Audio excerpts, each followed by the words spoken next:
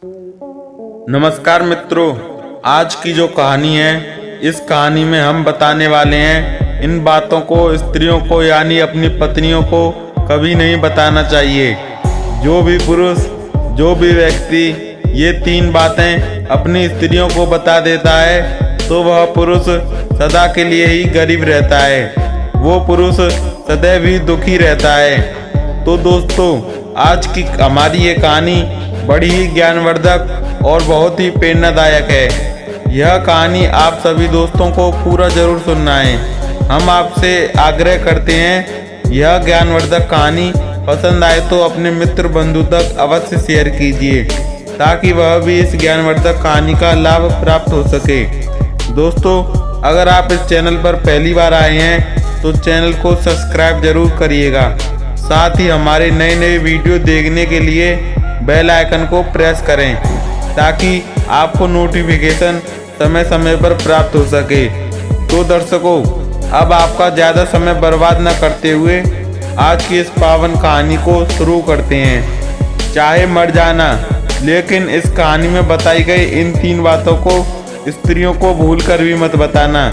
यह बातें हम एक पावन पवित्र कहानी के माध्यम से आपको बताएंगे। दोस्तों, कहानी लखनऊ के एक छोटे से शहर फर्रुखाबाद के पावन गंगे माता की पूजा करते हुए शुरू करते हैं। दोस्तों, एक नगर में एक राम गोपाल का नाम का एक व्यक्ति रहता था। राम गोपाल मन से बहुत ही भोला था और बहुत सीधा साधा था। उसने अपने जीवन में कभी किसी प्रकार का कोई पाप नहीं किया था। दोस्तों, राम गोपाल की जो पत्नी थी वह थोड़ी भुलक्कड़ स्वभाव की थी और राम गोपाल के छोटे छोटे 2 बच्चे भी थे। राम गोपाल अपनी पत्नी से किसी भी प्रकार की कोई भी बात को नहीं छुपाता था और राम गोपाल अपने घर में अकेला ही कमाने वाला था। जिस नगर में राम गोपाल रहा करता था उस नगर में सबसे गरीब केवल राम गोपाल ही था। उसके अलावा उसके पूरे नगर में कोई राम गोपाल की पत्नी और राम गोपाल के गरीब होने के कारण उनका मजाक उड़ाया करते थे। दोस्तों, राम गोपाल के गांव में जो बड़े बड़े सेठ थे उनके यहाँ नौकरी किया करता था और उनकी गायों को चराया करता था और इसी वजह से राम गोपाल का घर चल रहा था। उससे ही उसको 2 टाइम की रोटी मिल रही थी। एक दिन की बात है, किसी कारणवश राम गोपाल जिस सेठ के यहाँ काम किया करता था वह सेठ राम गोपाल को बुलाता है और राम गोपाल से कहता है कि राम गोपाल, अब तुम्हें कल से आने की कोई ज़रूरत नहीं है क्योंकि हमने तुम्हारे अलावा किसी दूसरे व्यक्ति को काम पर रख लिया है, जिसकी वजह से अब हम तुम्हें नहीं रख सकते और तुम्हारी जो पिछले महीने की पगार है बस तुम उसे ही ले जा सकते हो।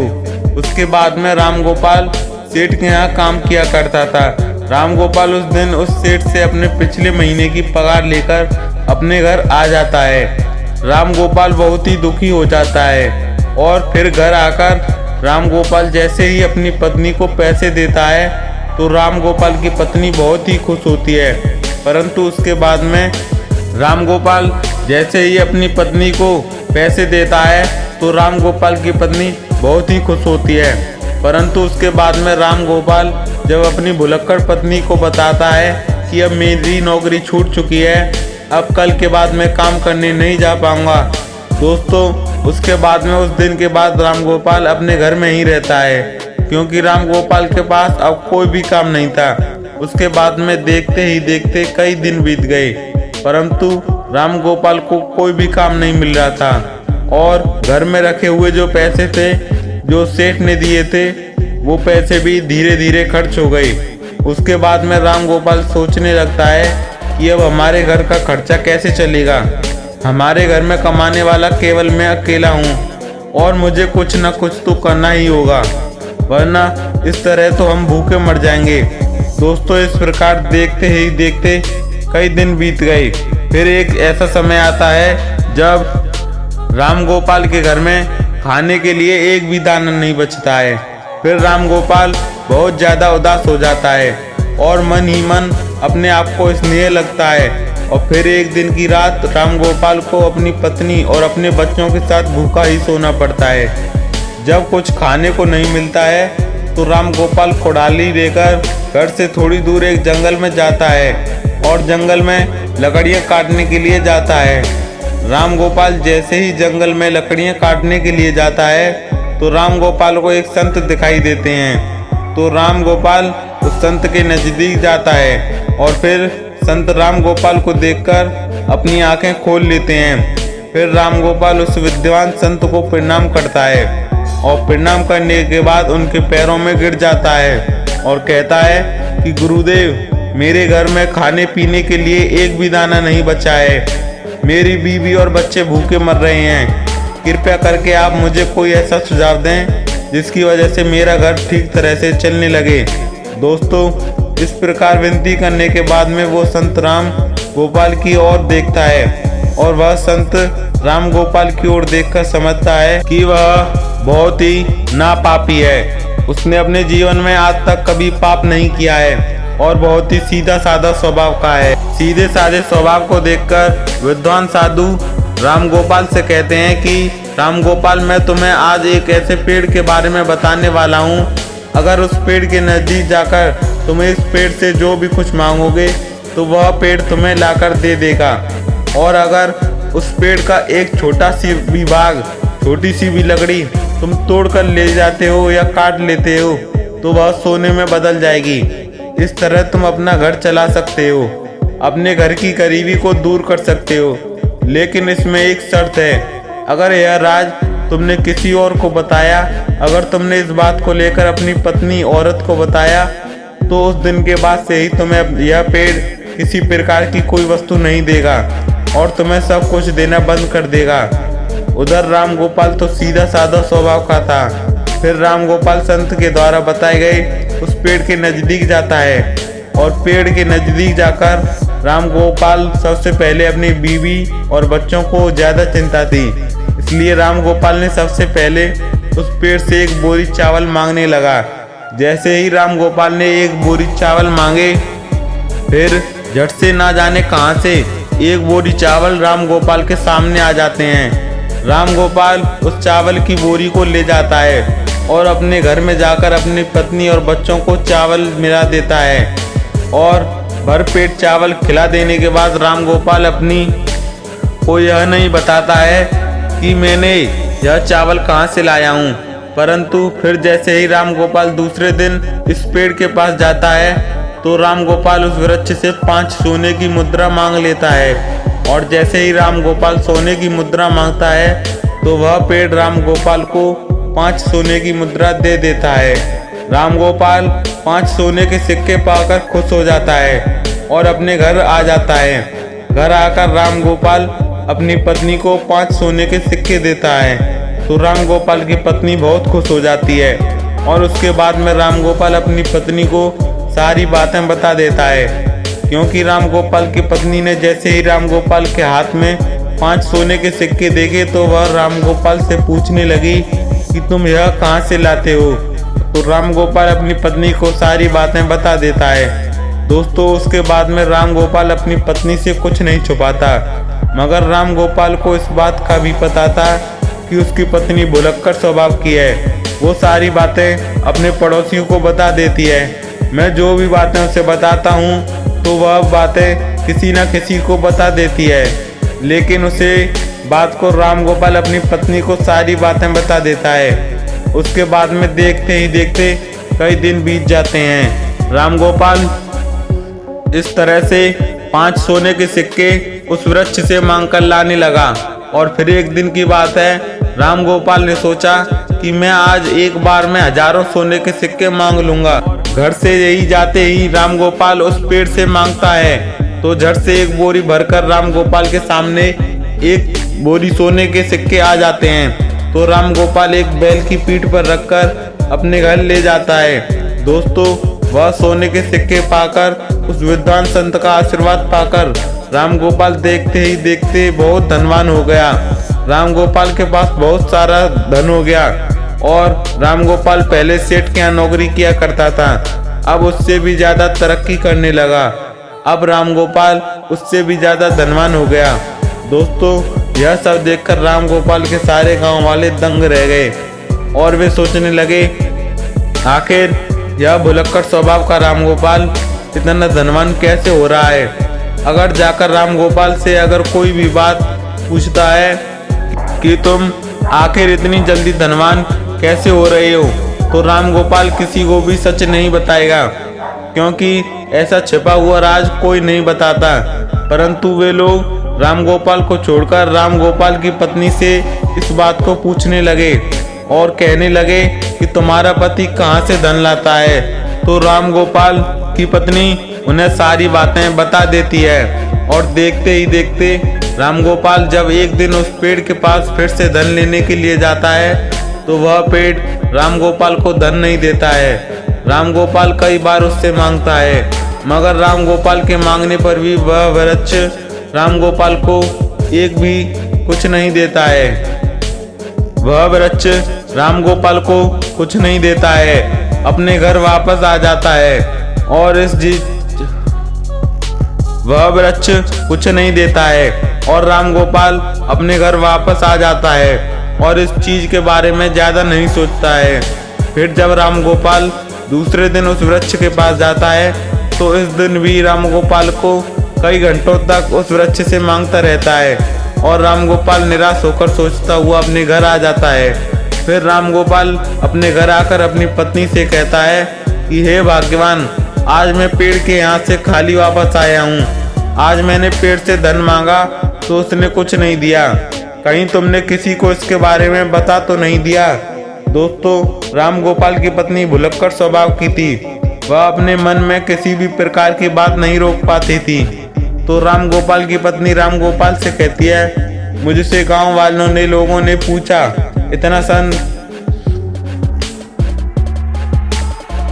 मुझसे गांव के लोगों ने पूछा कि इतना सारा धन तुम्हारे पास कैसे आ रहा है, तो मैंने उनको सब कुछ बता दिया।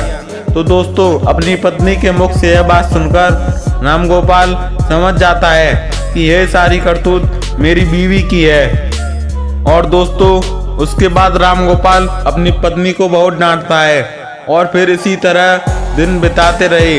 राम गोपाल के पास जो भी धन था वह सारा धन खर्च हो जाता है और देखते ही देखते राम गोपाल अमीर से गरीब होने लगता है, अमीर से गरीब बन जाता है, दरिद्र बन जाता है। राम गोपाल की स्थिति पहले से भी खराब हो जाती है। फिर राम गोपाल के घर कुछ खाने को नहीं रहता है। फिर से एक दिन वो आ गया और राम गोपाल की पत्नी और राम गोपाल और उसके बच्चे रात को भूखे सोने लगे।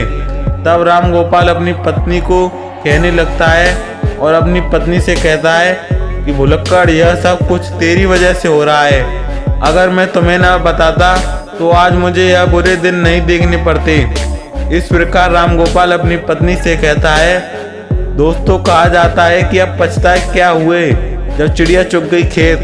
तो इस प्रकार राम गोपाल अपनी पत्नी से कहता है, मगर तब तक वह लेट चुकी होती है। फिर एक दिन राम गोपाल उस संत को ढूंढने के लिए फिर से जंगल में जाता है, मगर राम गोपाल को वह संत विद्वान साधु उस पूरे वन में पूरे जंगल में नहीं मिलते हैं। राम गोपाल को ढूंढते ढूंढते कई घंटे बीत जाते हैं और कई घंटे के बाद राम गोपाल को वह संत मिल जाते हैं। संत मिलते ही राम गोपाल संत के चरणों में गिर जाता है और कहता है कि हे गुरुदेव, आखिर मुझसे ऐसी कौन सी भूल हो गई है जिसकी वजह से आप मुझसे रूठ गए, क्योंकि मेरी एक भूल के कारण आज मेरे बच्चे भूखे सो रहे हैं, मेरी संतान भूखी सो रही है, इसलिए हे प्रभु, आप मेरी सहायता करें। दोस्तों, उसके बाद में विद्वान साधु राम गोपाल से कहता है कि राम गोपाल, अगर ऐसी बात है तो मैं तुम्हें माफ़ करता हूँ, परंतु आज मैं तुम्हें ऐसी 3 बातें बताने वाला हूँ